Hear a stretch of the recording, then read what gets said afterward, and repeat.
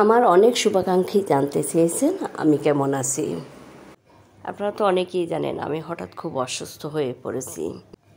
আজকের ভিডিওতে আমি আপনাদের সাথে শেয়ার করব আমার কি সমস্যা, বর্তমানে কেমন আছি। আমি হঠাৎ অসুস্থ হয়ে পড়ে এরপর ডাক্তার দেখানোর পর ডাক্তার অনেকগুলো টেস্ট দিয়েছিল, আর টেস্টগুলো করানোর পর রিপোর্টে অনেকগুলো সমস্যা ধরা পড়েছে। বর্তমানে আমার সবচেয়ে বেশি সমস্যা হচ্ছে কোমরে।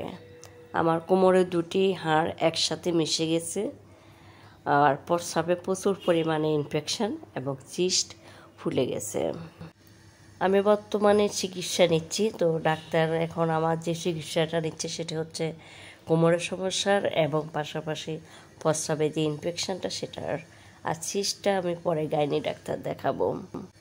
যেহেতু ডাক্তার বলেছে এতগুলো সমস্যা তো একসাথে দেখানো সম্ভব না, বা এতগুলো ওষুধ একসাথে খাওয়া সম্ভব না। তো কোমরটা যেহেতু মেজর সমস্যা, তাহলে আমরা আগে কোমর নিয়ে কাজ করি। কোমরের সমস্যাটা আমার দীর্ঘদিন যাবতে কোমরে প্রচণ্ড ব্যথা ছিল, কিন্তু এটা যে এত মারাত্মক পর্যায়ে চলে গেছে এটা আসলে বুঝতে পারি নাই। এরপরে আমার হাঁটুতে ব্যথা, মাংসপেশিতে ব্যথা। বর্তমানে আমি একদম চলাফেরা করতে পারি না, বিছানায় বেশিরভাগ শুয়ে থাকতে হয় আমাকে। ছেলেটার পরীক্ষা হচ্ছে, সুস্থ থাকলে হয়তো ছেলেটাকে নিয়ে ক্যান্টে যেতে পারতাম।